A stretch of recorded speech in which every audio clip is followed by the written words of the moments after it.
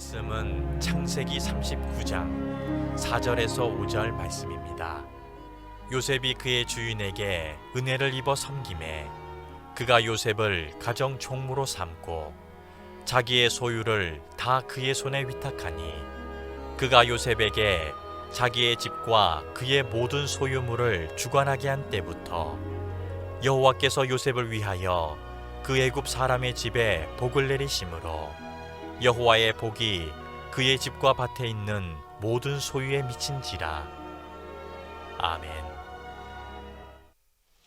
지금 유튜브로 예배 들어와 있으신 분들이 한 100여 명 좀 이상 됩니다. 제가 잠시 밑에서 어떤 분들이 예배하시는지 댓글도 보고 또 인원수도 체크했는데 다양한 곳에서 지금 방법으로 예배하시는, 이곳에 와 있지는 않지만 지금 유튜브 예배하시는 분들에게도 정말 축복의 예배가 되시기를 응원해 드리면서 말씀을 나누겠습니다. 지난 8월 초에 그 한 과학 저널에 재미있는 논문 하나가 실렸습니다. 호주에 있는 뉴 사우스 웨일스 대학의 로저스 교수팀이 발표한 논문인데, 왜 지금도 그 아프리카 같은 데 가면 사자나 표범 같은 맹수들이 가축들을 왕왕 마을에 내려가서 공격을 한답니다. 그런 현상을 보면서 맹수들로부터 가축들을 보호할 수 있는 방법은 뭘까? 이런 걸 연구하는 논문이었어요. 근데 그 여러 가지 챕터 중에 이런 게 하나 있었는데, 소 2,000마리를 이렇게 모아놓고 이걸 세 그룹으로 나눴어요. 첫 번째 그룹에게는 소 엉덩이 부분에다가 눈 모양을 크게 두 개를 그려가지고 엉덩이에 그려놨어요. 두 번째 그룹에는 엉덩이에다가 십자가를 그려놓고, 세 번째 그룹에게는 아무 그림도 그리지 않았어요. 그리고 이 2,000마리를 세 그룹으로 나눠놓고 4년 동안을 관찰을 하는 거예요.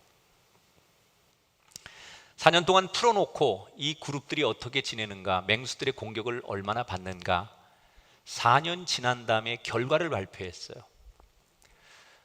우선 아무 그림이 없는, 그림을 그리지 않은 그 소 그룹에서는 4년 동안 15마리가 맹수들의 공격을 받아서 죽었답니다. 십자가의 그림이 그려져 있는 그룹에서는 4마리가 공격을 받아서 죽었고, 눈을 그린, 그 엉덩이에 눈을 그린 그룹의 소들은 4년 동안 단 한 마리의 공격도 받지 않고 죽지 않았다는 거예요. 왜 이런 결과가 나왔느냐? 사냥을 하는 맹수들이 보통 이렇게 사냥감을 놓고서 사냥을 할 때는 이 본능적으로 상대를 모르게 다가가는 거예요. 그런데 이 맹수들이 먹잇감을 앞에 놓고 사냥을 딱 하려고 하는데 소 엉덩이 뒤에 눈이 있으니까 그 눈을 보면서 지금 쟤가 나를 보고 있구나, 내가 자기한테 다가가는 걸 제가 알고 있고 들켰다, 맹수들이 그렇게 생각한다는 거예요. 그래서 사냥을 못 한다는 거예요. 그러니까 이 4년 동안 관찰을 하면서 내놓은 논문의 결과는 맹수들조차도 주변의 시선, 환경에 따라서 사냥이 용이하기도 하고, 주변에 누군가의 어떤 시선을 의식하면 사냥이 잘 안 되기도 하더라 라고 하는 얘기예요. 근데 이게 맹수들만이 아니라 사람도 그렇습니다. 이 현대인들이 가장 스트레스를 많이 받는 것 중에 하나가 뭐냐면 타인과의 관계예요. 이 현대 사회에서 우리가 살면서 가장 극심한 스트레스는 다른 사람들의 평가, 타인의 시선을 우리가 어떻게 받아들일 거냐. 그래서 이게 너무 심각하게 스트레스로 오는 사람들에게 나타나는 증상 중에 하나가 타인의식 증후군이라고 있어요. 요즘 현대인들이 이 병을 많이 앓습니다. 타인의식 증후군. 지나칠 정도로 타인을 배려하고 타인의 시선에 나를 맞추려고 하다 보니까 내 삶이 없어지는 거예요. 그래서 너무 극심한 스트레스로 정상적인 삶을 살지 못하는 타인의식 증후군 환자들이 그렇게 많답니다. 여러분, 물론 우리는 더불어 살아가는 사회적인 동물들이기 때문에 타인을 의식하지 않고 살 수가 없어요.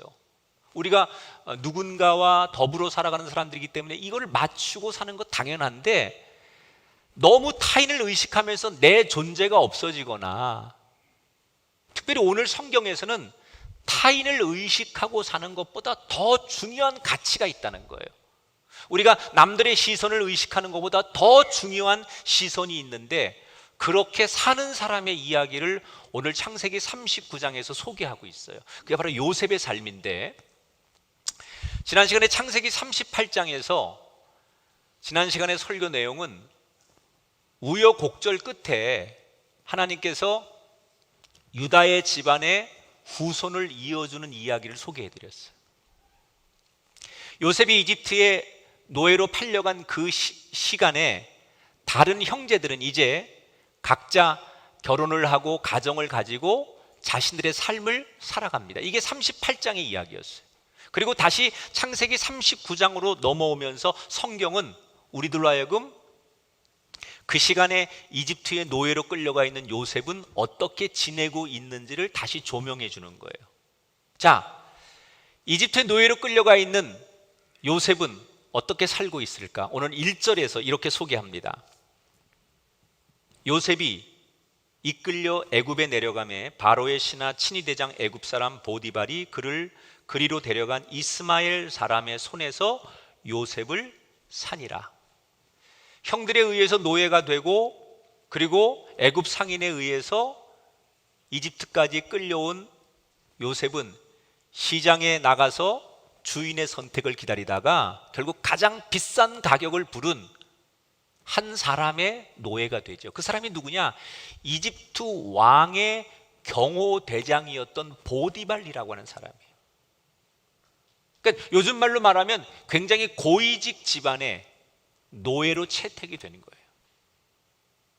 자, 하루아침에 아버지 밑에서는 가장 사랑받는 아들이었고 채색 옷을 입고 귀염을 독차지했던 요셉이 하루아침에 자신의 운명이 낯선 이국 땅으로 흘러들어가게 되고 비참한 노예가 되어서 자기 뜻과는 상관없이 살아가게 된 요셉. 그런데 오늘 성경에서 2절에 보면 노예 생활을 시작한 지 얼마 되지 않아서 요셉이 그 주인에게 가장 인정을 받고 사랑받는 존재가 되었다, 이렇게 소개를 해요. 여러분, 분명히 낯선 외국 땅에 가서 언어도 통하지 않았을 것이고 아는 사람 하나도 없는 그 노예 생활을 시작한 요셉이 얼마 지나지 않아서 많은 노예들 가운데 주인에게 가장 인정받고 사랑받는 노예가 되었다는 거예요.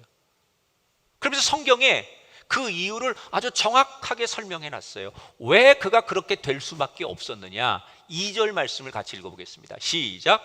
여호와께서 요셉과 함께 하심으로 그가 형통한 자가 되어 그의 주인 애굽 사람의 집에 있으니.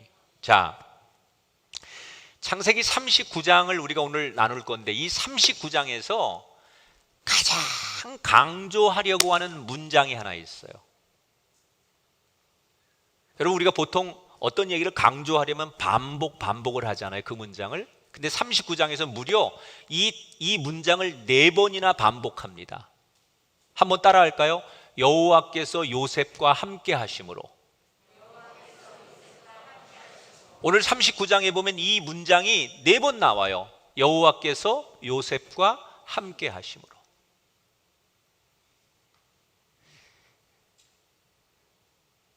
요셉이 보디발의 집에 들어간 날부터 그 집안에서 농사를 짓든 장사를 하든 가축을 키우든 뭘 하든 간에 너무너무 잘 되는 거예요. 그러면서 이 모든 종합적인 것에 대한 평가를 성경에 어떻게 놨느냐? 이게 누구 덕분이냐? 여호와께서 요셉과 함께 하셨기 때문이다. 여러분, 요셉이 성공하고 형통한 비결이 자기가 꿈을 꾸고 야망이 있고 또는 노력하고 탁월해서가 아니라 뭐라고요? 하나님이 요셉과 함께 하셔서. 함께 하신다는 얘기는 뭐냐? 그냥 옆에 서 있는다는 얘기가 아니에요. 성경에서 말하는 함께 하신다는 얘기는 도와주신다는 거예요. 그러니까 하나님께서 요셉과 함께 하심으로, 요셉을 도와주심으로 요셉은 형통할 수 있었다. 저는 이 요셉의 축복이 여러분 가정과 여러분 인생과 여러분 자녀의 복이 되기를 주 이름으로 축원합니다. 여러분, 우리도 이 복을 받을 수 있어요. 왜냐하면 하나님께서 우리에게 약속하셨거든요. 내가 너희들과 항상 함께 있으리라. 나는 임마누엘의 하나님이니라. 하나님이 우리와 함께 하신다고 약속하셨어요. 나를 아버지라고 부르고 나를 아버지라고 부르는 사람과 내가 함께 하겠다고 약속하셨기 때문에 우리는 요셉처럼 형통의 복을 받을 수 있는 자격이 있는 줄 믿습니다. 그런데 여러분, 이 요셉이 받은 형통의 복이 자기만 받는 복이 아니에요. 하나님께서 요셉을 사랑하셨기 때문에 요셉이 있는 그 자리에, 그 집안에, 그 옆에 있는 이웃들을 다 복되게 하셨다는 거예요. 마치 지난번 제가 설교할 때 야곱이 외삼촌 댁 라반의 집에 갔을 때 하나님께서 야곱 때문에 라반의 집안이 잘 되게 하셨던 것처럼 요셉이 있는 그 자리에 요셉 때문에 보디발의 집안과 그의 동료들이 다 함께 복을 받았다. 이 복을 뭐라고 하는 줄 알아요? 복의 근원이라고 하는 거예요. 축복의 통로라고 하는 거예요. 그 한 사람 때문에 하나님의 은혜가 주변 모든 사람들에게 전해지는 이 복. 여러분, 여러분에게 이런 복이 있게 되길 축원합니다. 여러분이 머무는 일터에, 여러분이 만나는 이웃 가운데, 여러분이 만나는 사람들 가운데 여러분 때문에 정말 이 요셉처럼 야곱처럼 그 복이 여러분 주변에 흘러가게 되기를 주의 이름으로 축원합니다. 이건 하나님이 약속하신 거예요. 아브라함에게 뭐라고 약속하셨어요? 너를 축복하는 자에게 내가 복을 내리겠다고 약속하셨어요. 아브라함에게만 하신 약속이 아니라 하나님을 믿는 모든 사람에게 하나님은 오늘도 이 약속을 하시는 거예요. 너를 축복하는 사람을 내가 축복하겠다. 그러므로 여러분이 가 있는 곳, 여러분이 서 있는 곳, 그 자리가 요셉처럼 복을 나눌 수 있는 자리임을 기억하시고 마음껏 복을 나누는 인생이 되기를 주의 이름으로 축원합니다. 시간이 점점 지나면서 보디발이라는 주인은 요셉을 너무너무 신뢰하기 시작했어요. 여러, 그 당시에는 뭐 신분제 사회니까 노예들이 굉장히 많았을 거예요. 고위직 집안이었으니까. 그 많은 노예들 가운데 딱 한눈에 보기에도 요셉은 확연히 다른 거예요. 뭘 하나 일을 시켜보면, 하나를 시켜보면 열을 해내요. 그런데 가만히 관찰해 보면 누가 보든 보지 않든 너무나 성실하고 게으름을 피우지 않아요.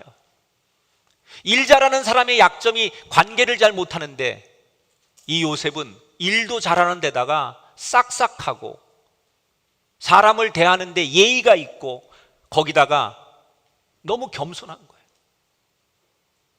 뭐라고 칭찬하면 늘 요셉의 입에서 나오는 얘기가 한결같아요. 제가 잘해서가 아니라 하나님이 함께 하셔서, 하나님이 도와주셔서, 하나님이 복 주셔서 그렇습니다. 늘 요셉은 하는 말마다 그렇게 자기가 잘해서가 아니라 하나님 덕분이라고 겸손하게 말하니까 이 주인은 요셉을 점점점 신뢰하게 돼요.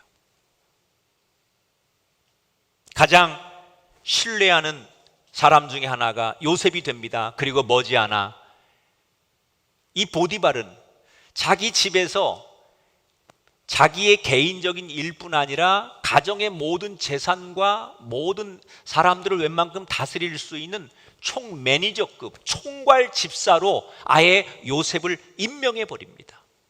한 가지만 요셉에게 마음대로 못하게 했어요. 그게 뭐냐? 주인이 먹는 음식만 요셉이 마음대로 못하게 합니다. 이것은 서로 종교가 다르기 때문에 히브리 사람 요셉과 그리고 이집트 사람 이 보디발이 자기들이 믿는 종교가 다른 거예요. 그리고 종교가 다르다는 얘기는 자기들의 신전에게 드리는 제사의 음식을 가지고 다시 먹는 거기 때문에 이것만큼은 정결법상 건들 수 없다 해서 주인이 먹는 음식 빼고는 모든 것을 요셉이 다 관할하도록 만듭니다. 그래서 요셉은 승승장구하는 거예요. 여러분, 저는 이 장면을 보면서 요셉은 신분은 노예지만, 신분상으로는 요셉이 노예지만 마음으로는 결코 그는 노예가 아니었다. 남들은 그를 노예로 부르고 노예로 볼지 모르지만 정작 자신의 마음은 노예처럼 살지 않은 사람이 요셉이었다.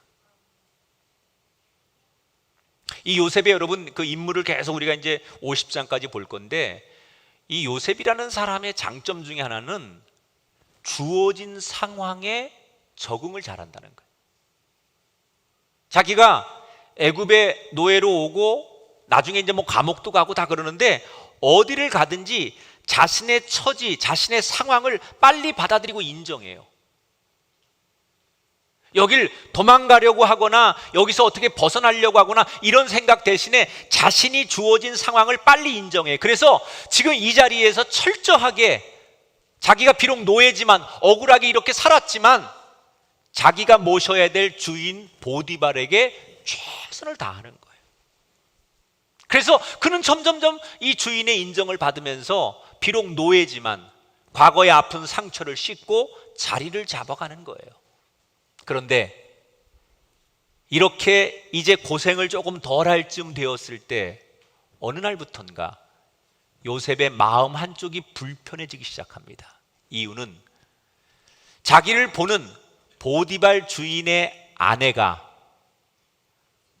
보디발의 아내가 자기를 어느 날부턴가 유혹하기 시작하는 거예요. 처음에는 긴가민가 이렇게 뭐 그냥 추파를 던지는 듯 해서 이상하다 생각했는데 점점점 노골적이고 강도가 세지면서 이 보디발의 아내가 자기를 유혹하는 걸 알게 되는 거예요. 시간이 지나면서 점점 유혹의 강도가 노골적으로 바뀝니다. 자, 절대 권력자인 주인의 부인이 자기를 유혹하고 있어요. 이때 요셉이 취할 수 있는 태도는 두 가지예요.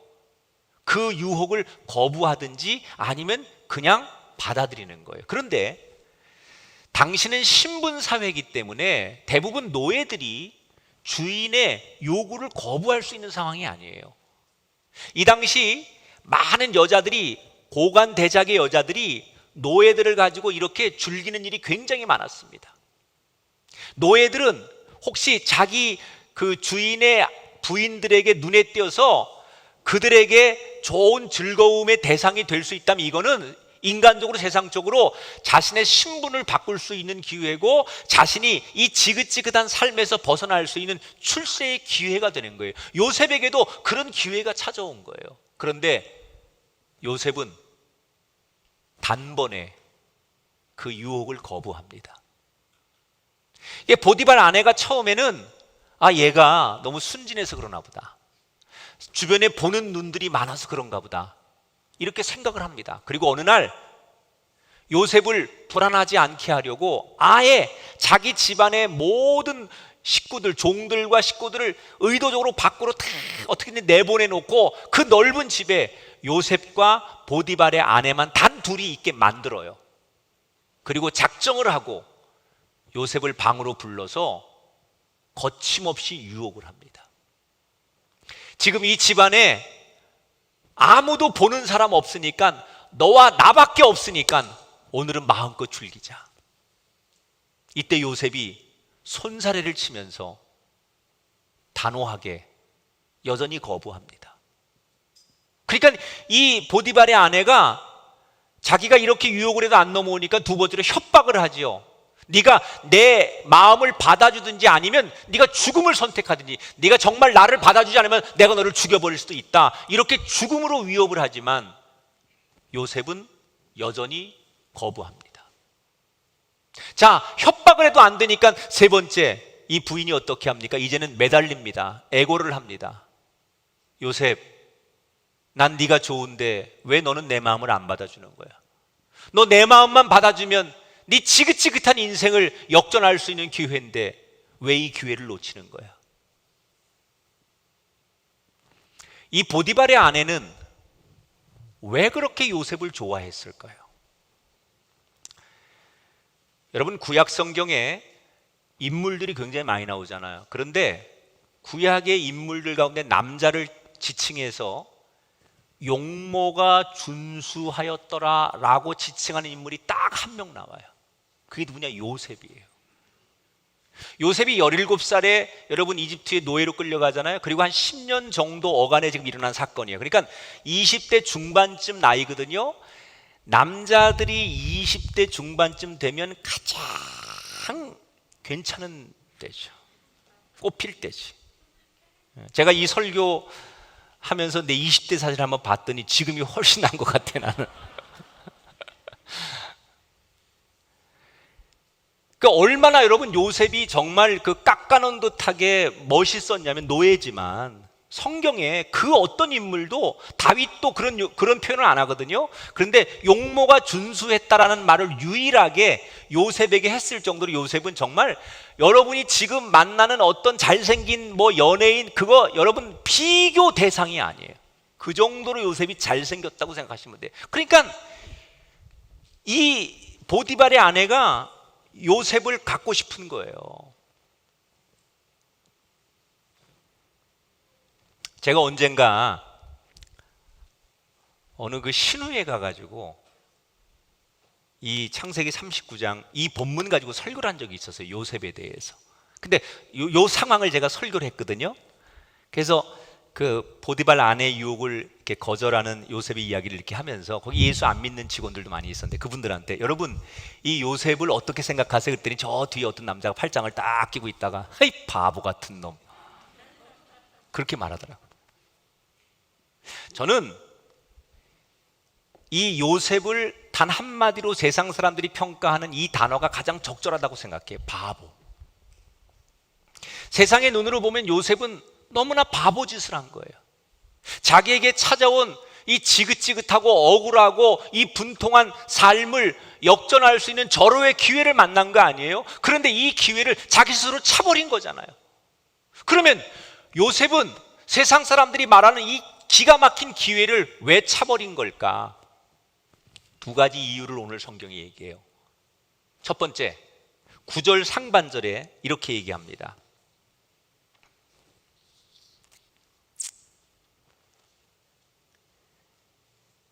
주인이 아무것도 내게 금하지 아니하였어도 금한 것은 당신뿐이니. 이거 요셉이 한 얘기예요. 이게 무슨 얘기냐? 내가 당신을 받아들일 수 없는 이유는 첫 번째, 나의 주인 보디발이 근본도 없는 나 같은 히브리 노예를 이 땅에서 살게 해주고 이렇게 인정해주고 나를 많은 사람들 앞에 이렇게 좋은 직책과 자리를 준 내 주인의 그런 배려와 사랑 앞에 나는 주인을 배신할 수 없다는 거예요.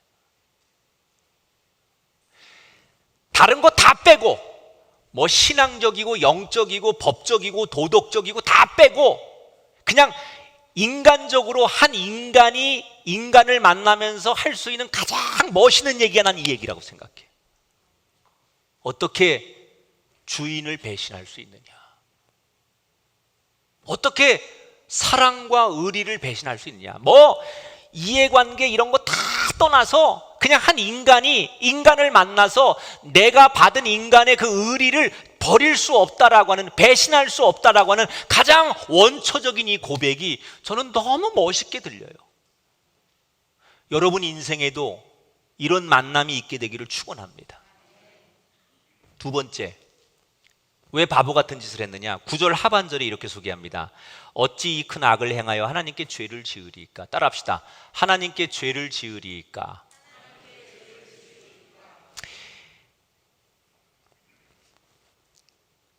보디발의 아내가 이렇게 얘기했어요. 요셉, 아무도 없어 이 집에. 너하고 나밖에 없어. 우리 둘밖에 서로를 보는 사람이 없어. 이렇게 얘기했어요. 근데 요셉이 뭐라고 얘기하느냐? 아닙니다. 우리 둘만 있는 게 아니라 나는 우리를 바라보고 있는 또 한 분이 있음을 느낍니다. 그랬어요. 요 부분은요, 여러분, 영적인 감각이 살아있는 사람만 할 수 있는 얘기예요. 하나님을 의식한다는 건 어떤 거냐면 영적인 감각이 터치될 수 있는 사람만 하는 거예요. 절대로 육적인 사람은요, 영적인 감각이 무뎌진 사람은요, 이 고백을 할 수가 없습니다. 요셉은 영적인 감각이 살아있는 거예요. 그래서 육신적으로는 달 둘밖에 없지만 여기서 뭐라고 고백하느냐? 영적인 감각으로 하나님께서 우리를 지켜보고 계신다라고 의식했기 때문에 주변의 상황, 사람들의 보여지는 환경 때문이 아니라 하나님을 의식했기 때문에 이 유혹을 거절했다는 거예요. 요셉은 세상 사람들의 눈으로 보면 가장 바보예요. 그러나 세상 사람들은 그를 바보라고 말하지만 하나님의 눈에는 이 요셉이 가장 멋있는 사람이고 가장 귀한 사람이에요. 왜? 모든 사람들은 눈에 보이는 조건, 상황, 환경에 따라서 선택을 하는데 요셉은 자기 눈에 보여지는 상황과 조건과 환경에 휩쓸려 가지 않고 하나님을 바라보고 하나님을 의식했기 때문에 적어도 하나님이 보실 때는 그런 요셉을 어느 왕보다도 어떤 재벌보다도 어떤 권력자보다도 요셉을 사랑하지 않을 수 없었어요. 그래서 그 누구보다도 요셉을 사랑하였기에 그 시대의 최고의 축복을 요셉에게 줄 수밖에 없었다는 거예요. 우리는 종종 하나님을 잘 믿으면 복 받습니다 이런 얘기합니다. 그런데 하나님을 잘 믿는다는 건 뭘 말하는 거냐? 이런 분들이 있어요. 교회 와서 참 신앙생활을 잘해요. 예배도 잘하고 봉사도 잘하고 기도를 시키면 기도도 잘하고 여기저기 사람들하고 모임도 잘하고 교회에 오면 너무 좋은 교인이야. 그런데 이 사람이 밖에 나가서도 너무나 사람들하고 잘 어울려. 밖에 나가서도 그냥 사람들하고 술도 잘 마시고 무슨 고스톱도 잘 치고 춤도 잘 치고 하여튼간 사람들하고도 너무너무 잘 어울리니까 교회에서도 잘하는데 밖에 나가서도 너무너무 잘해요. 그러면 세상 사람들은 이 사람을 칭찬합니다. 야, 너 교회 다니는데 넌 얘 참 사람 좋은 사람이야. 바깥의 사람들은 이 사람을 그렇게 얘기합니다. 그런데 이 사람을 정말 냉정하게 볼 때 잘 믿는 거냐? 이 사람이 잘 믿는 사람이냐? 그렇지 않습니다. 인간관계는 잘하는 거예요. 예수 믿지 않는 사람들과의 관계는 문제가 없어요. 그러나 교회에서도 너무 잘하고 밖에 나가서도 바깥의 사람들하고 모든 일을 똑같이 잘하는 사람을 하나님이 보실 때는 잘 믿는 사람이라고 말할 수 없다는 거예요. 잘 믿는다는 건 뭘 말하는 거냐? 내 주변의 여건과 상황과 상관없이 하나님을 먼저 늘 의식하는 사람. 이게 훈련이 되면요, 이 하나님을 늘 의식하는 훈련이 되면 자기 혼자 있을 때에도 유혹으로부터, 죄악으로부터 자기를 지키는 거예요. 그런데 이 영적 감각의 훈련이 없으면 나 혼자밖에 없으니까. 지금 미디어 예배를 드리는 분들의 가장 큰 문제는 자기 혼자 예배를 드리니까. 미디어 예배 드리시는 분, 여기 드리시는 분들이 지금 이분들에게 해당 사항이 있는 얘기하니까 상처받지 마세요. 안산 사람들이 주로 그러는 것 같아요. 몇천 명이 들어오거든요, 한 번에. 그러면 언제 갑자기 확 뛰냐? 내가 설교할 시간쯤 되면 갑자기 조회수가 2배로 확 뜁니다.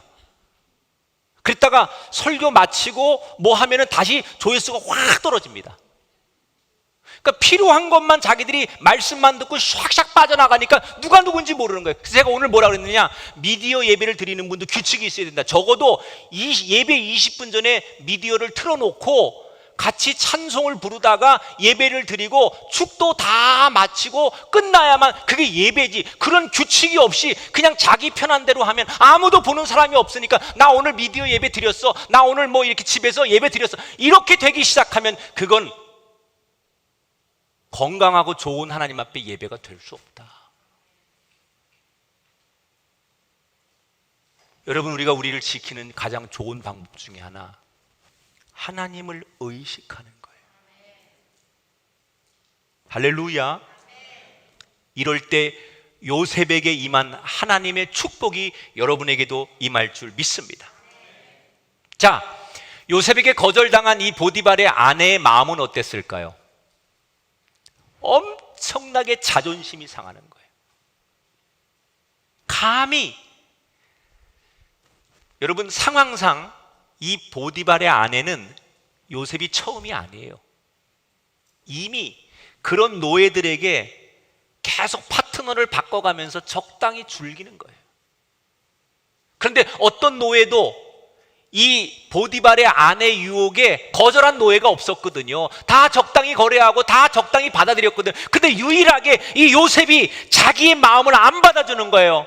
엄청나게 자존심이 상하는 거예요. 이제 내가 나이가 먹어서 여자로서 매력이 없는 건가, 이런 자괴감도 드는 거예요. 자존심이 센 사람이 자존심의 상처를 받으면 어떻게 하든지 그 상처를 보상하려고 해요. 보디발의 아내가 그랬습니다. 자존심이 상하니까 견딜 수 없는 거예요. 그래서 이때부터 증오로 변합니다. 그리고 이 요셉을 모함하기 시작하는 거예요. 어떻게 모함하느냐?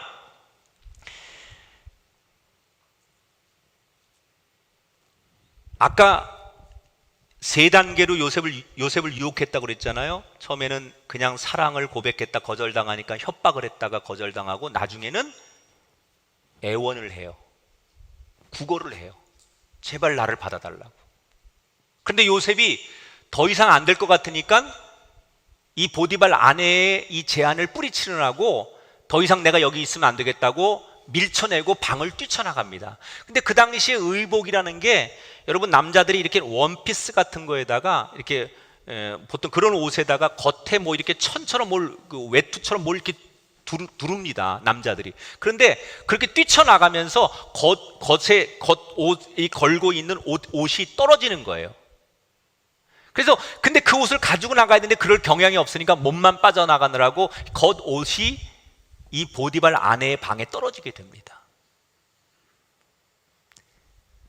이 상황에서 보디발의 아내가 자존심에 상처가 나니까 요셉이 뛰쳐나갔을 때 소리를 질러요. 소리를 짓는다는 건 뭘 말하는 거냐? 당시의 법은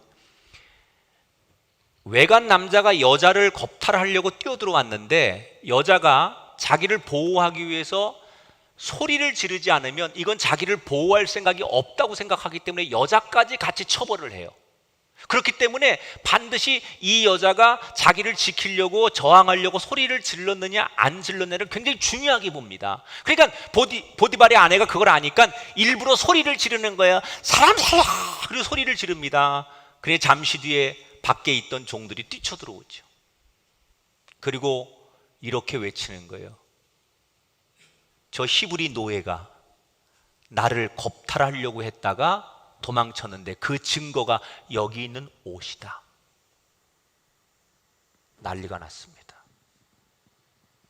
잠시 뒤에 요셉은 다른 노예들의 손에 의해 끌려오게 되고 주인인 보디발도 오게 됩니다.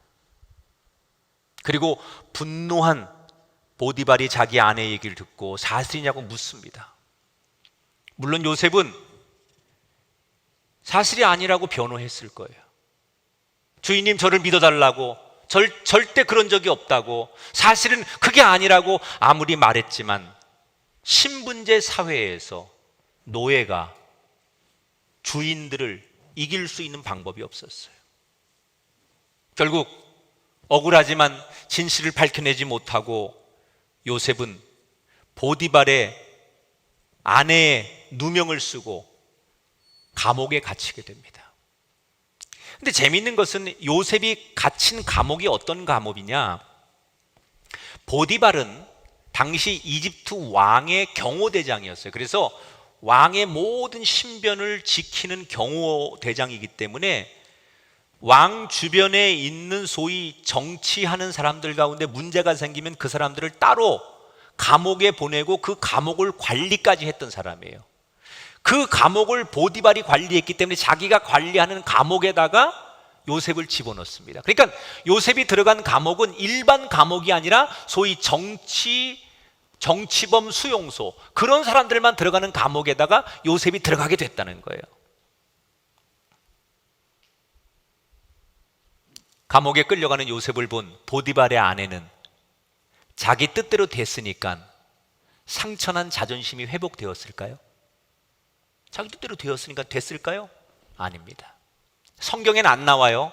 그러나 요 대목의 성경의 그 이면에 보면 어떤 복선이 깔려 있냐면, 학자들은 요 상황에서 보디발의 아내는 굉장히 더 분노했다는 거예요.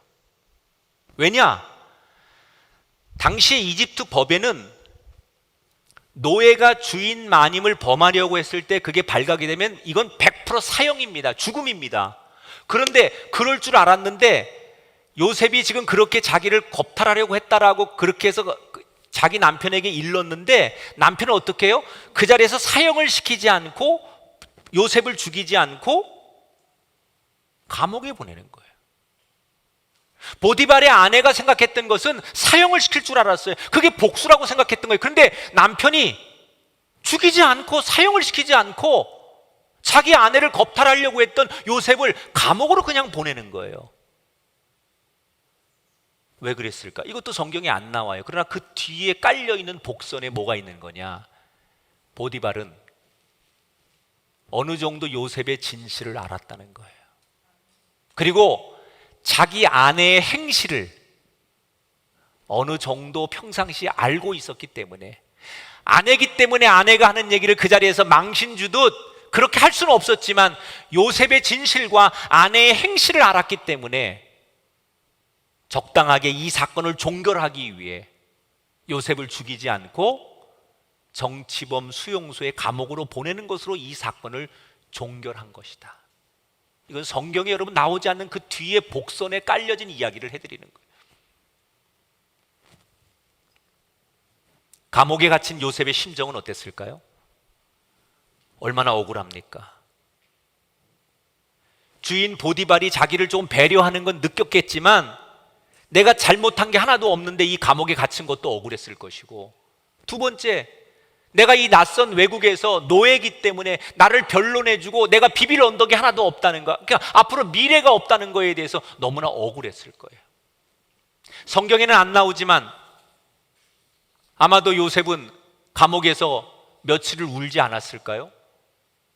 햇빛도 들어오지 않는 깜깜한 감옥에서 가족들이 더 그리웠을 것이고, 며칠 전에 있었던 보디발 아내와의 관계를 떠올리면서 차라리 그때 내가 눈 질끈 감고 그 보디발 아내의 유혹을 받아들여야 했던 건 아닐까? 자책하기도 하고, 그러면서도 자기를 이렇게 끝없이 바닥까지 추락시키는 하나님이 너무나 원망스러워 온몸으로 울부짖으며 그 감옥에서 며칠을 견뎠을 거예요. 이쯤 되면 보통 사람들은 삶의 의지가 꺾여서 세상에 대한 분노, 원망, 증오만 앙상한 뼈처럼 남아있을 수 있는 상황 아닙니까? 그런데 바로 이때 요셉의 진면목이 나와요.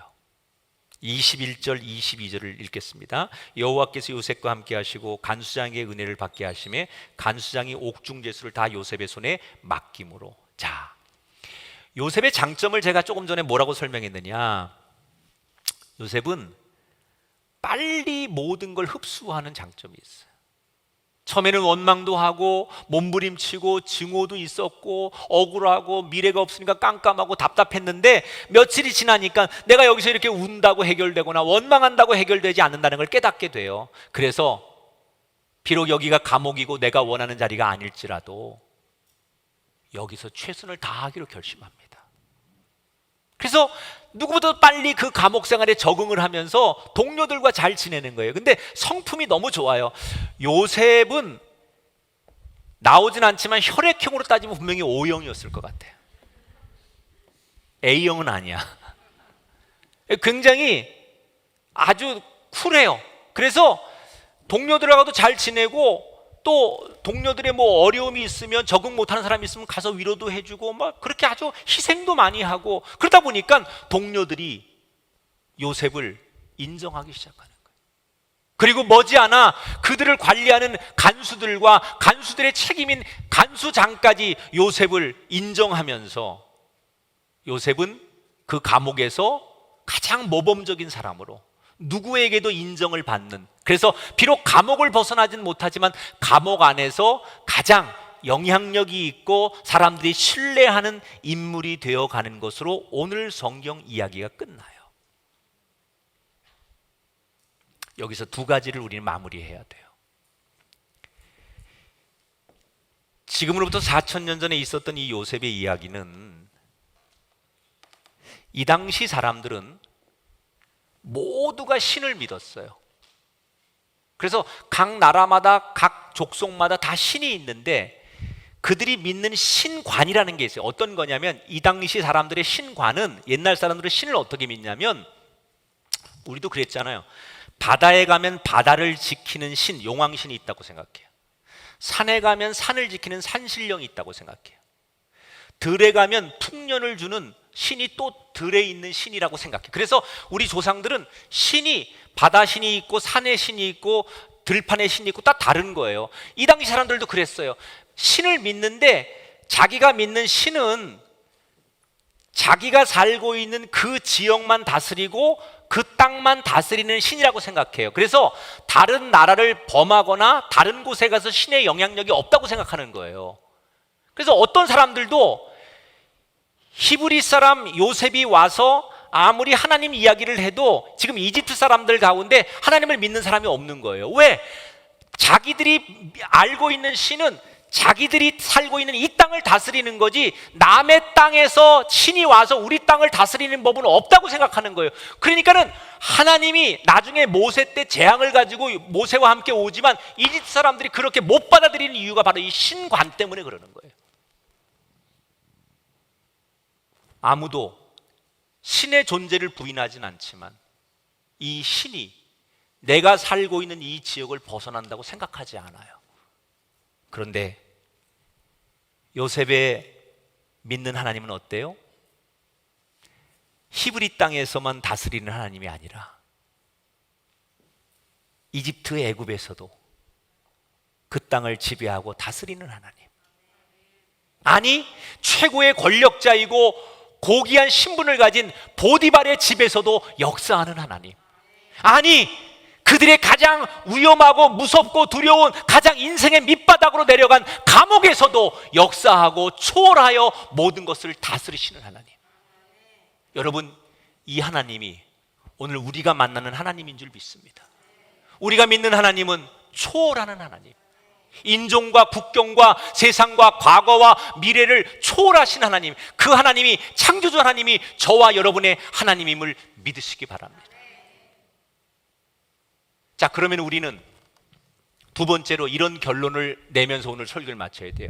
하나님께서 분명히 오늘 2절에 하나님께, 여호와께서 함께 하심으로 요셉은 형통하였다 그랬어요. 여러분, 형통이라는 단어를 어떻게 생각하세요?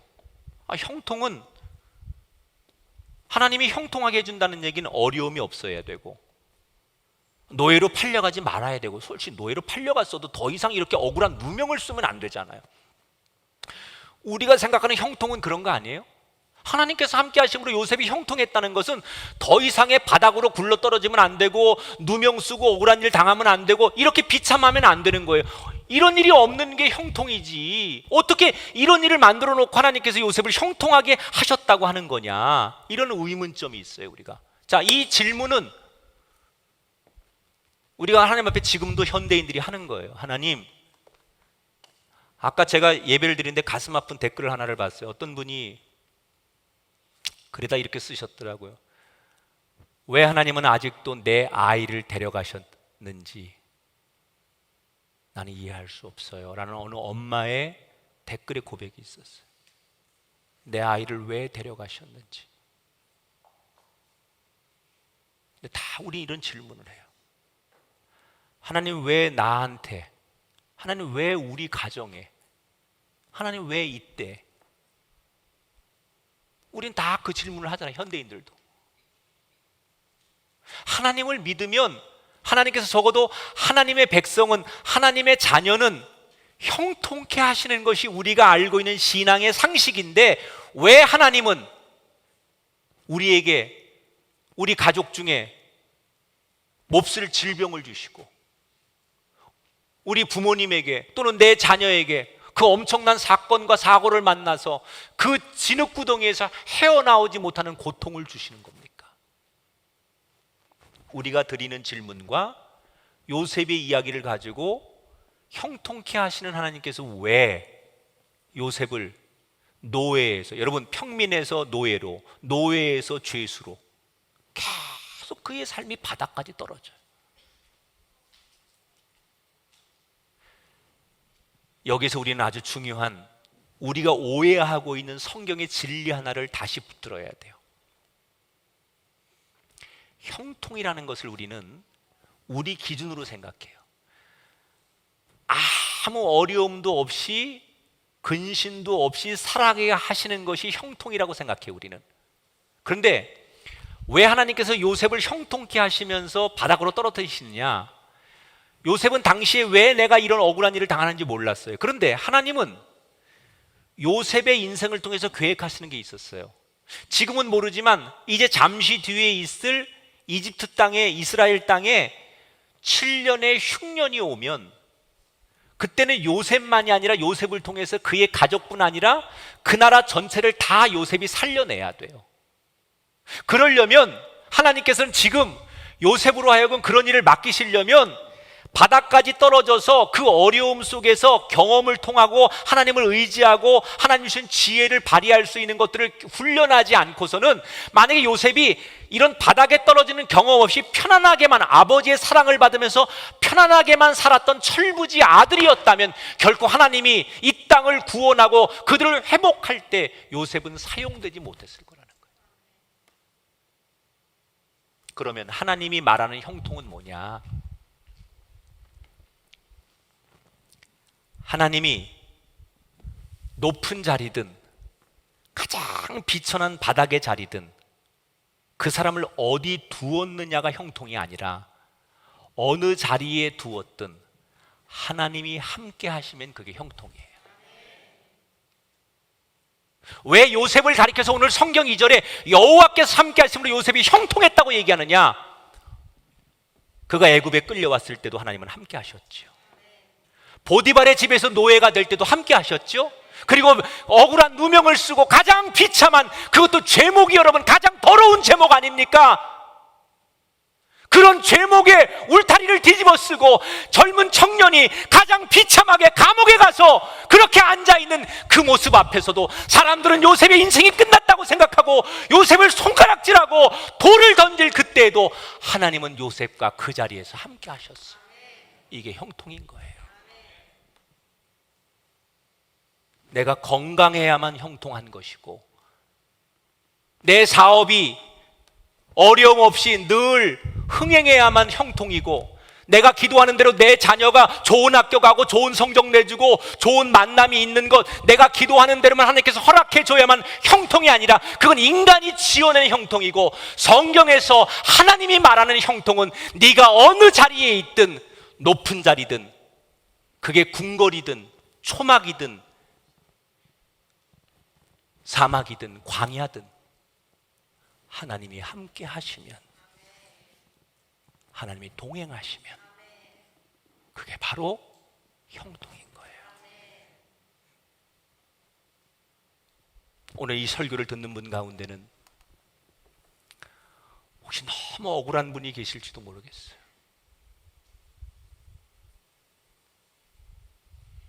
너무나 인생의 바닥까지 내려가면서 하나님 도대체 왜 나한테 이러시는 거죠? 왜 우리 가정에 그러시는 거죠? 라고 울부짖으며 증오와 분노밖에 남지 않아서 몸부림치는 성도들이 계실지도 모르겠어요. 내가 원하는 자리는 이런 자리가 아닌데 하나님 적어도 나를 사랑하시고 나를 인정하시고 나와 함께 하신다면 나의 삶을 이 바닥이 아닌 내가 원하는 여기에 놓으셔야지요. 이렇게 여러분 몸부림치는 성도들이 계신다면 기억하세요. 어느 곳에 있는 것이 중요한 것이 아니라 그곳이 바닥일지라도, 그게 감옥일지라도, 죽을 병에 걸려서 의사가 못 고치는 병을 가졌을지라도 마지막 순간까지 나와 함께 하시면 당신은 형통의 인생을 살고 있는 거예요. 무슨 일을 만나든지 만사형통하리라.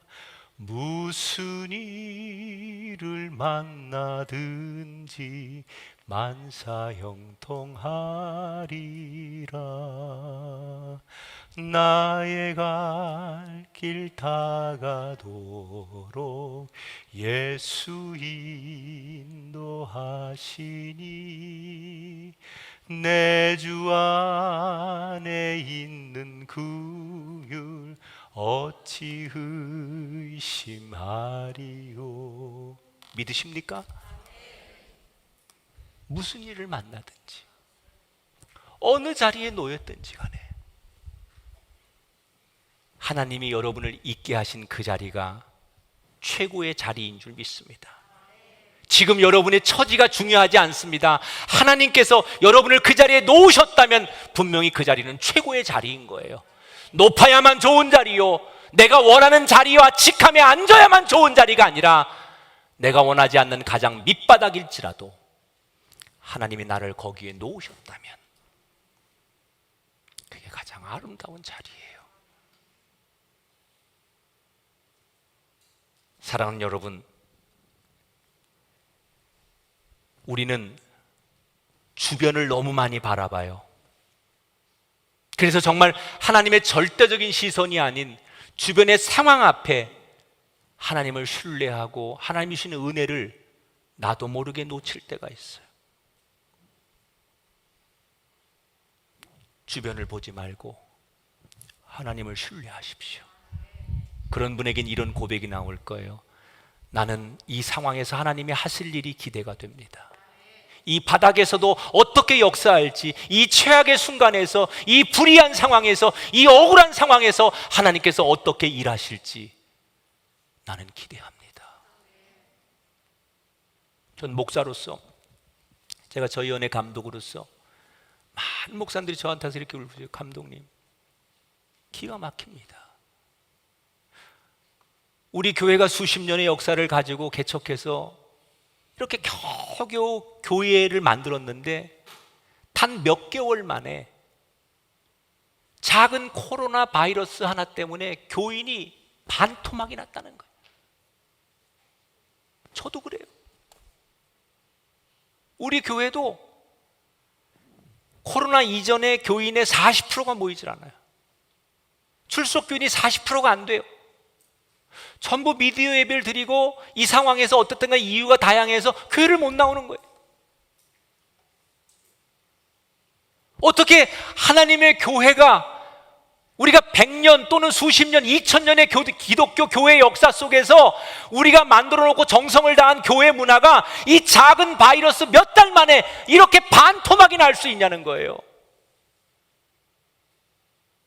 기가 막혀 해요, 많은 사람들이. 그러나 저는 분명히 얘기합니다. 기가 막혀 하지 말아라. 이 코로나도 하나님이 주시는 거다. 이것도 하나님이 허락하시는 거다.